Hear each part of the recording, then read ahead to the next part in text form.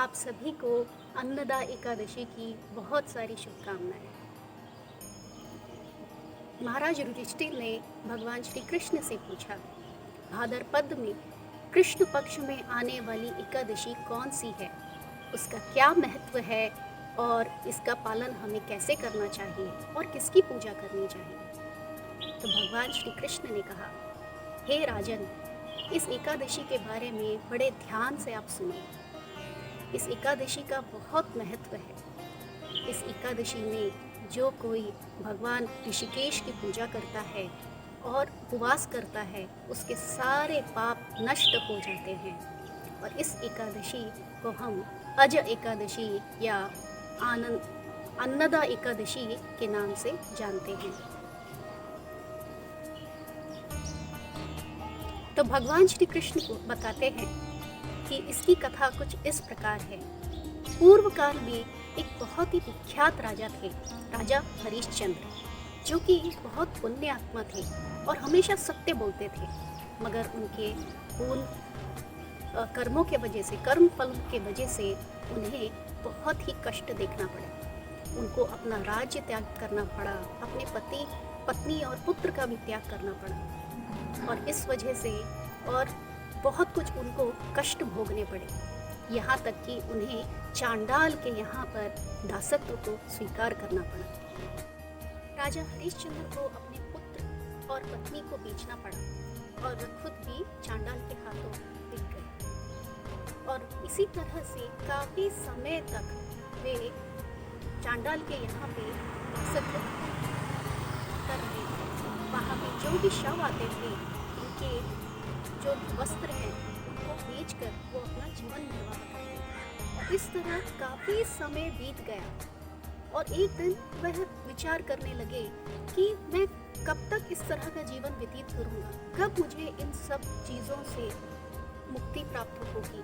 और वो इसी विचार में बड़े ही दुखी थे। इस प्रकार जब वह विचार कर रहे थे, उसी वक्त उनके सामने ऋषि गौतम मुनि आए और उन्होंने उनके सामने आकर उनसे पूछा, क्या हुआ, क्यों आप इतने दुखी हैं।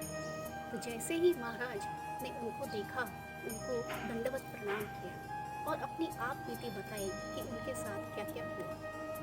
तब ऋषि मुनि ने कहा कि आपके इन सभी कष्टों का निवारण हो सकता है कि अगर आप आने वाली जो एकादशी है उसका अगर आप पालन करते हैं। और ये जो एकादशी है, अज एकादशी या अन्नदा एकादशी है, इसका पालन करने मात्र से सारे पाप नष्ट हो जाते हैं और उन्हें सब जितने भी जो भी कर्म उन्हें पिछले कई जन्मों से किए हैं वो नष्ट होकर उन्हें पुण्य प्राप्त होता है, उन्हें सौभाग्य प्राप्त होता है। गौतम मुनि ने जब इस व्रत के बारे में बताया, उन्होंने कहा कि आपको मात्र उस दिन भगवान ऋषिकेश का पूजन करना है, दिन भर उपवास करना है, जागरण करना है, और मात्र इतना करने से ही एक व्यक्ति भगवत धाम जा सकता है, अपने सारे पापों से मुक्ति प्राप्त कर सकता है। तो गौतम ऋषि ने कहा कि आप बहुत सौभाग्यशाली हैं, आने वाले 7 दिनों में ही यह एकादशी आ रही है। अगर आप इसे पूरे नियम पूर्वक इसका पालन करते हैं तो निश्चित ही आप इस दशा से मुक्ति प्राप्त कर सकते हैं। और यह बोलते ही वह वहां से अंतर्धान हो गए। गौतम मुनि की बात सुन के राजा हरिश्चंद्र ने इस व्रत का अनुष्ठान बहुत ही उत्तम तरीके से किया और उन्होंने पूरा दिन भगवान की पूजा की, उपवास किया, जागरण किया और फलस्वरूप उन्हें बहुत ही पुण्य उन्हें प्रदान हुए। इस एकादशी के व्रत के पालन से ही उनके सारे कष्ट दूर हो गए, उन्हें उनका राज्य वापस मिल गया, उनको उनकी पत्नी वापस मिल गई, उनका मृत जो पुत्र था वो जीवित नहीं था। और इस तरह से उन्हें अपना राज्य प्राप्त होने के बाद, और ये सब जब देव ऋषियों ने देखा, स्वर्गलोक से सभी देवताओं ने देखा, तो उन्होंने उनके लिए बहुत ही प्रसन्न हुए और उनके लिए फूलों की वर्षा की।